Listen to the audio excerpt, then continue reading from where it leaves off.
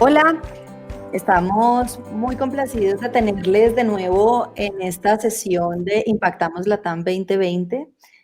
Tenemos ahora un espacio muy inspirador, pero antes de eso les queremos invitar a que por favor pasen por nuestra sección de networking. En el costado izquierdo del banner van a encontrar los participantes y allí podrán ponerse en contacto con otros asistentes a este encuentro, programar reuniones y sobre todo crear esas conexiones valiosas que permitan multiplicar el impacto que cada uno tiene en sus regiones. Así que bienvenidos, bienvenidos a este espacio y ahora quiero darle paso quizás a un bloque que es de los que más nos emociona y es conectarnos con las historias de esos líderes que están generando transformaciones como muchos de los que están en línea ahora mismo. Entonces vamos a tener en este espacio 3 casos, 3 historias maravillosas, de Gabriel Marcolongo, que nos acompaña con Inclúyeme desde Argentina. Vamos a tener la historia de Ángela Herrera con un caso maravilloso de emprendimiento en tiempos de posconflicto en Colombia, que se llama Manifiesta, y vamos a tener luego la historia de Níspero con Fernando Salerno, quien nos va a hablar sobre lo que es emprender también en el entorno agro desde Venezuela. Así que gracias por estar aquí. Voy a darle entonces paso a que Gabriel nos comparta su historia de Inclúyeme y gracias de nuevo por estar en línea con Impactamos Latam 2020. Gabriel, bienvenido. Hola, muy buenos días. Muchísimas gracias, es un placer estar acá. Soy Gabriel Marcolongo, soy CEO y fundador de Incluyeme.com y para contarles lo que hacemos es trabajamos por la inclusión sociolaboral de personas con discapacidad. ¿Por qué personas con discapacidad y por qué inclusión sociolaboral? Les voy a contar unos números que tal vez no conocen, ¿no? Pero en América Latina tenemos más de 30 millones de personas con algún tipo de discapacidad que se encuentran desempleadas. Es decir, imagínense a toda la población de Perú como si tuviera una discapacidad y no tuviera acceso a empleo.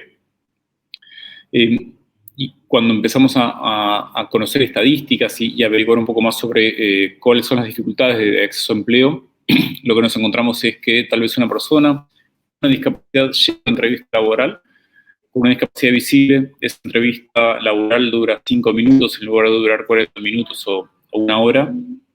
El entrevistador se sorprende o no sabe qué hacer y eso hace de que esa persona quede fuera tal vez de la posibilidad de empleo simplemente por poseer una discapacidad. Por otro lado, nos pasó de empezar a conocer empresas que tenían programas de diversidad, programas de inclusión, donde tenían toda la voluntad de contratar, pero sin embargo no había un lugar donde poder llegar al talento de las personas con discapacidad. ¿Qué fue lo que hicimos? Fue, en este caso, lo obvio, que era empezar a conectar el talento, en este caso de personas con discapacidad que buscaban empleo, con empresas que activamente salían a buscar ser más diversas. Comenzamos con esto en 2013 en Argentina. Como notarán por mi acento, soy argentino. Y tuvimos a unas 400 personas con discapacidad que se registraron en la plataforma, a 3 empresas que fueron las primeras que confiaron en nosotros, y ahí es como que tratamos de decir siempre que es cuando la magia comenzó, ¿no? Comenzó porque las primeras personas con discapacidad fueron entrevistas que duraban más de 5 minutos, entrevistas que duraban 40 minutos, 1 hora, como el resto de las entrevistas, que por otro lado, desde las empresas nos daban feedback de que eran personas súper talentosas y que no entendían cómo podían estar fuera del mercado laboral. Luego, las primeras personas empezaron a conseguir empleo y al momento de conseguir empleo, el boca a boca se empezó a hacer muy fuerte, donde cada vez hay más y más personas que en este caso tenían una discapacidad que se empezaron a registrar. Pudimos sumar cada vez más empresas y eso lo que nos permitió en 2014 fue empezar a validar si nuestro modelo era replicable fuera de Argentina. Quienes no conocen la situación económica argentina, les cuento, somos un país que no da para aburrirse a nivel contexto macroeconómico, con lo cual pudimos en 2014 expandirnos a Chile. Empezamos a trabajar allá con muchos de quienes eran nuestros clientes en Argentina. Sumamos cada vez más empresas, más personas con discapacidad que tenían la posibilidad de confiar en nosotros para sus búsquedas laborales. En 2015 recibimos una inversión de un fondo que se llama 500 Startups, que está basado en México, es un fondo tradicional, y gracias a ellos pudimos desembarcar en México. Empezamos a trabajar en México en un mercado muchísimo más grande de lo que estábamos acostumbrados a trabajar. Íbamos a empresas que tenían más de 100.000 empleados, y eso nos permitía, en este caso, llevar adelante cada vez más impacto social. En 2016 pudimos lanzar en Perú, en 2017 en Colombia, en 2018 en Paraguay, 2019 en Uruguay, y en este año, a principios de este año, hicimos un acuerdo con una organización en Brasil, con lo cual hoy tenemos operaciones en 8 países de América Latina. Tenemos, por suerte, más de 200.000 personas con discapacidad que confían en nosotros al momento de buscar empleo, lo cual nos da la posibilidad de, hacia las empresas, poder llevar talento, pero por otro lado, hacia nosotros nos implica una gran responsabilidad, porque hay más de 200.000 personas que confían en nosotros para poder buscar empleo. ¿Cómo fue este camino? Sin dudas defino como mi trabajo como el mejor trabajo del mundo, porque puedo vivir de hacer lo que me gusta y tengo la posibilidad de conocer muchísimas historias de vida de personas a las cuales, mediante hacer lo que hacemos, pudimos apoyarlas a que consigan un empleo, y es increíble de poder ver cómo el empleo, en este caso, le da posibilidades a una persona de volver a confiar en sí mismo, de poder tener ingresos y de, en base a eso, poder tener una vida como cualquier persona le gustaría tener. En nuestro caso, tuvimos fondeo tanto público como privado, tenemos inversores de impacto, inversores tradicionales, así que nada, desde ya todo lo que puedo acercarles desde lo que fue mi experiencia para fondear nuestra misión, desde ya súper abierto, y como unas palabras finales es, quienes están acá es porque claramente hay una motivación que los mueve hacia lo que es llevar adelante emprendimientos de impacto social o ambiental. Créanme que sin dudas no es un camino fácil, pero les recomiendo que no bajen los brazos en las dificultades que sin dudas van a ir apareciendo, y que se enojen de un problema y puedan trabajar en la solución de ese problema. Muchísimas gracias.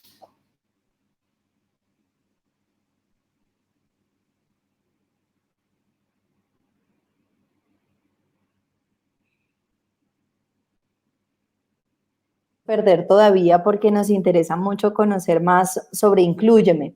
Tú nos contabas que en el camino, pues ustedes hicieron parte de un proceso de aceleración quizás más para emprendimientos tradicionales o emprendimientos de base tecnológica. Cuéntanos cómo fue ser como el emprendimiento diferente dentro de esa cohorte, cómo fue acercarse también a inversionistas de impacto, pues para recibir un capital que permitiese amplificar lo que ustedes hacen desde Inclúyeme.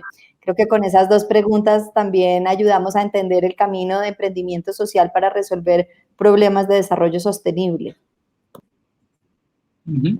Mira, la primera experiencia que tuvimos con inversores privados fue en México, con inversores tradicionales, y éramos como los hippies de ese corte, ¿no? Claramente éramos aquellos que sin dudas nos moviliza algo más que simplemente ser sostenible financieramente. Y una de las cosas que nos permitió es empezar a hablar mejor de negocios, y entender para nosotros desde el cómo no pueden ser desconexas el impacto financiero desde el impacto económico.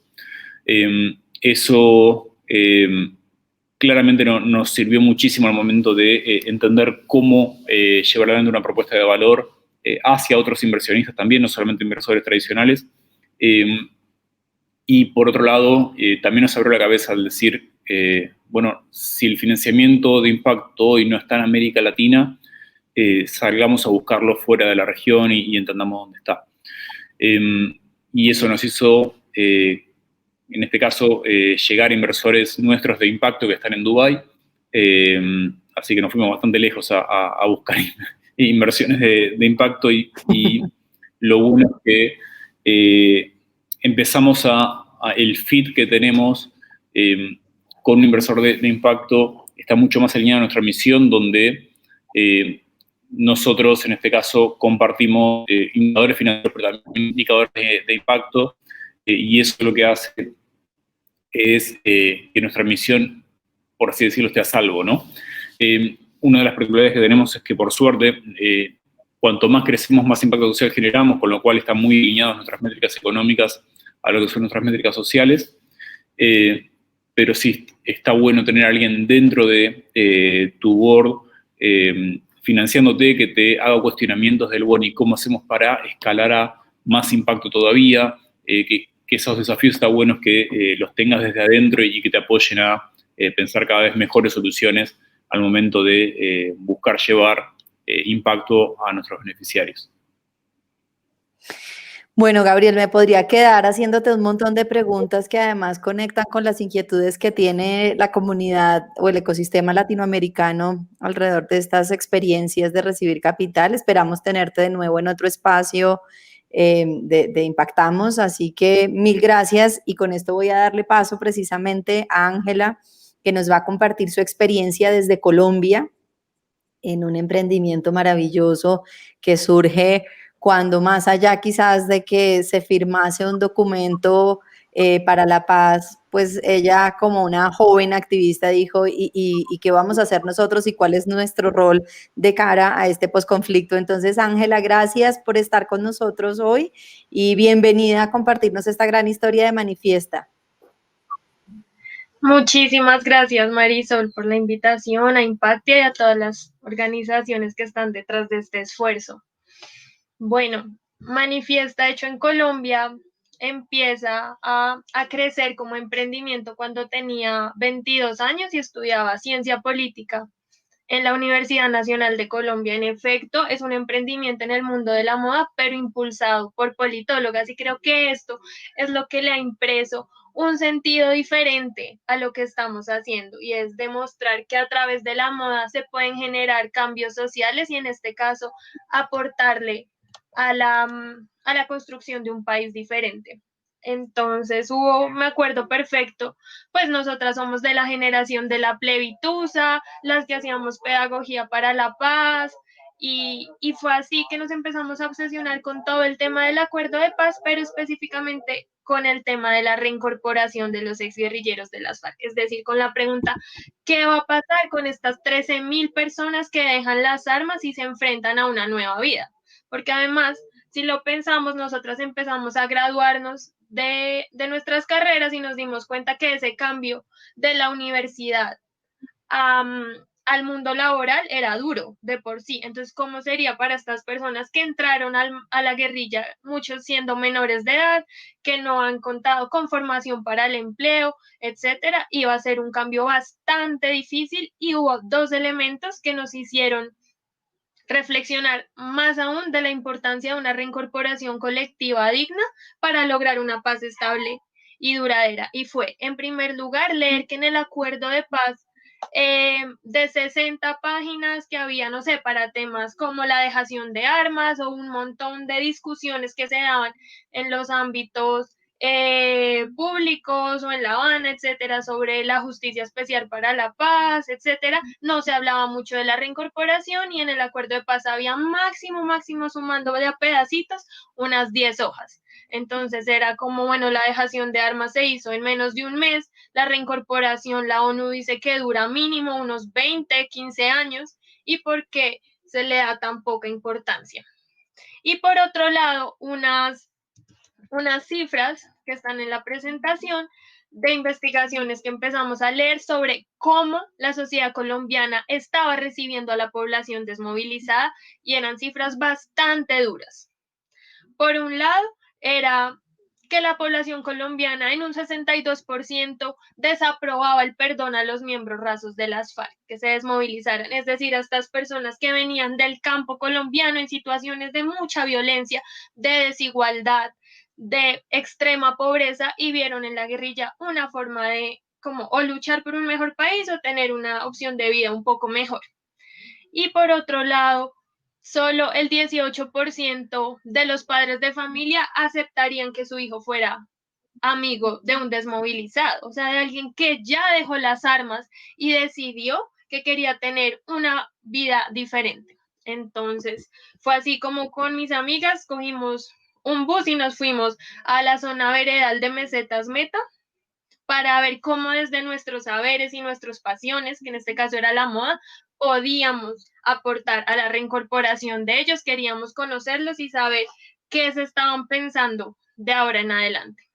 Y fue bastante emotivo darnos cuenta la voluntad de paz tan firme que tenían estas personas y el interés de empezar a tener proyectos productivos desde diferentes campos que pudieran darles una opción de vida diferente a ellos y a sus hijos, porque es muy interesante y no sé si saben cómo todos estos excombatientes han empezado a tener hijos y creo que esta es la mejor manera de mostrar que están completamente convencidos del acuerdo de paz y que están cumpliendo.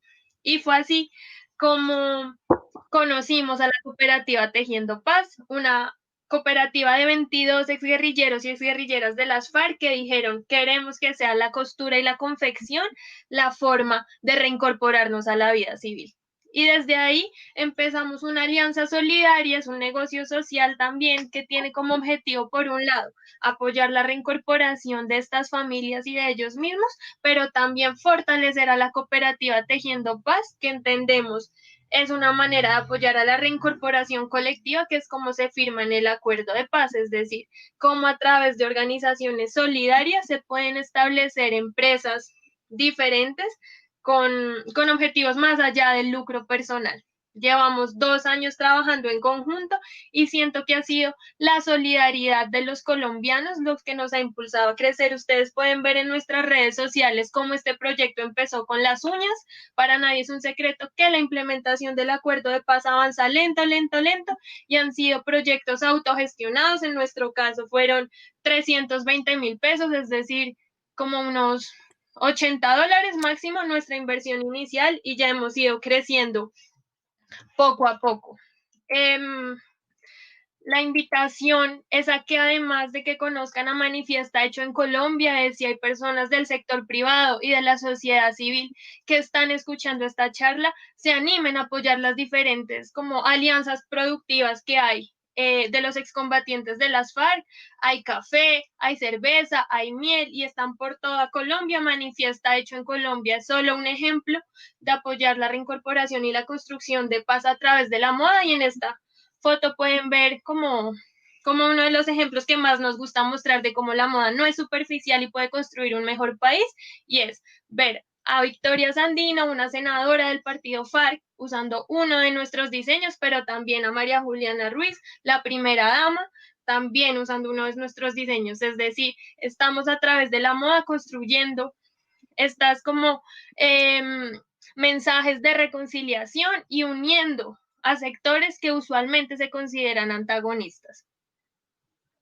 Por último, me gustaría dejarles una reflexión, y es porque sé que acá hay muchos emprendedores de todo el país, pero también colombianos, y es que usualmente emprender es muy difícil, ¿sí? Y uno se enfrenta a diferentes desafíos. Pero uno de los desafíos más dolorosos que nos hemos tenido que enfrentar nosotras desde este emprendimiento es ver cómo están asesinando a los firmantes de paz. El día de hoy ya son 217 guerrilleros de las FARC asesinados, y es muy duro poderse pensar a futuro una construcción de paz estable y duradera si están como acabando con la vida de las personas que hacen parte de estos proyectos tan lindos que a través de la miel, la cerveza, las confecciones construyen un mejor país. Muchísimas gracias.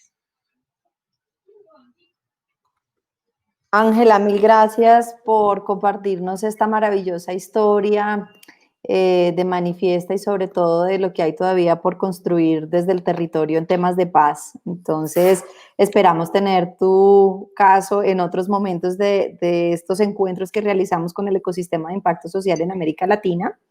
Y con eso voy a darle paso a nuestro último caso, a nuestra última charla inspiradora, así en formato relámpago, a Fernando Salerno de Níspero. Fernando nos acompaña con una historia de Venezuela, aunque él en este momento está en pandemia en otro lugar, pero Fernando, saltemos de una vez a tu tema que no tenemos tanto tiempo, así que cuéntanos sobre Níspero. Bueno, muchísimas gracias. Sí, bueno, Níspero es la intención de prosperar desde la tierra.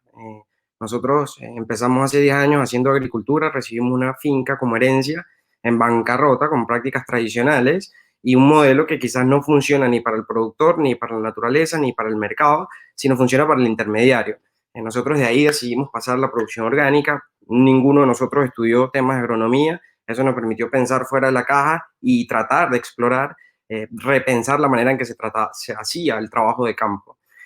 Alcanzamos un modelo de finca orgánica, empezamos a producir corderos orgánicos, empezamos a elaborar un huerto orgánico y a reutilizar los subproductos de la producción per se dentro del campo, porque creíamos que se podía aprovechar mejor los recursos naturales existentes, que se podía ser responsable, que pues, se podía involucrar a la naturaleza como miembro del equipo, pero luego entendí que no importaba que también lo estabas haciendo dentro de tu finca, si de ahí hacia afuera las condiciones no estaban dadas para que prosperara.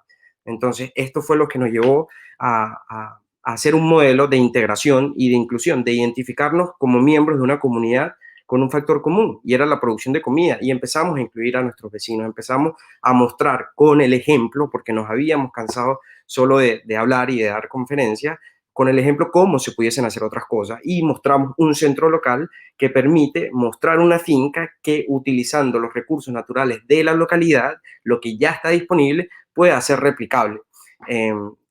Utilizamos esta finca entonces como un centro de soluciones, como un centro de acopio y distribución de los productos de la comunidad níspero, que con un proceso de escalamiento progresivo van llevándose a la producción natural, con la intención de hacer los productores sostenibles, fincas sostenibles y comunidades resilientes. El mercado se beneficia al recibir con canales de acceso directos, pues productos más sanos, más baratos, y que en efecto representan algo, que dan valor más allá del tema monetario a las personas que lo van a consumir. Nosotros lo empezamos a hacer en Venezuela, esto empezó formalmente en el 2018, a pesar de estos más de 10 años de experiencia en el campo. Ya luego Venezuela, como contexto y como sistema roto, pues nos invitaba a seguir pensando en cómo abstraerse de la realidad venezolana para seguir produciendo. Una de las cosas que he dicho, que si bien aún nos faltan por validar muchas cosas, es que el modelo funciona cuando ves que la gente ha seguido produciendo, cuando ves que se mejoró la eficiencia nutricional en el campo, cuando ves que se diversificó la cartera de ingresos y que las fincas siguieron produciendo.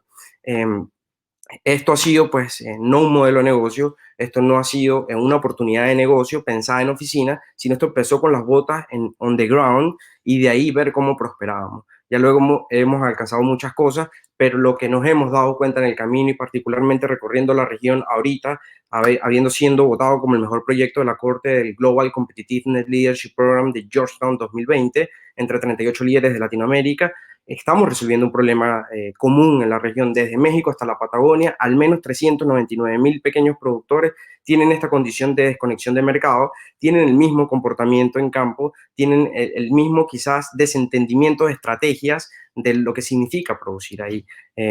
Hoy, con mucha responsabilidad, pues puedo decir que como latinoamericano, en un problema, nosotros era solo Venezuela, ahora es un problema común para todo el mundo, que es el coronavirus, que rompió las cadenas de acceso a mercados internacionales, que nos mostró que éramos vulnerables, que nos pidió ir a lo local, a aprovechar lo local, potenciar lo local por seguridad alimentaria, por seguridad de salud. Creo que es el momento adecuado para que como región entendamos que primero tenemos que ir a las raíces, construir las bases de lo que va a ser la pirámide de nuestra región y ponerla donde le corresponde estar. Creo que es una oportunidad única, como un sistema roto que estamos viendo en todo el mundo, para resetearnos e ir hacia la sostenibilidad y, por supuesto, capitalizar una experiencia que no es fácil. Emprender en Venezuela no es fácil, mantenerse firme a un propósito, pero cuando pones quizás el propósito adelante, ya todo lo demás va itinerando y te puede llevar a grandes sitios.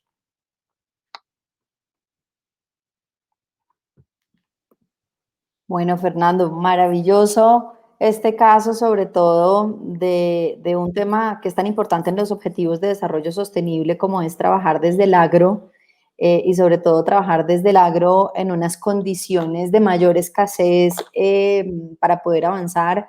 Pero fíjate como la lógica que nos han compartido en estas 3 charlas, tú, Ángela y Gabriel, sobre esa lógica de mercado que nos lleva a resolver un problema, pero al mismo tiempo a hacer la organización sostenible para que pueda amplificar ese impacto. Entonces, mil gracias por estar aquí los 3, mil gracias Gabriel, mil gracias Ángela y mil gracias Fernando. Esperamos que se hayan inspirado con estos casos y que tengamos más espacios como este para conocer de otras experiencias. Les invitamos a seguir en línea. Vamos a tener ahora una conversación súper interesante con inversionistas de impacto, así que lleven allá su conversación sobre qué hacer para atraer a un inversionista de impacto. Feliz resto de día, quédense en Impactamos Latam 2020.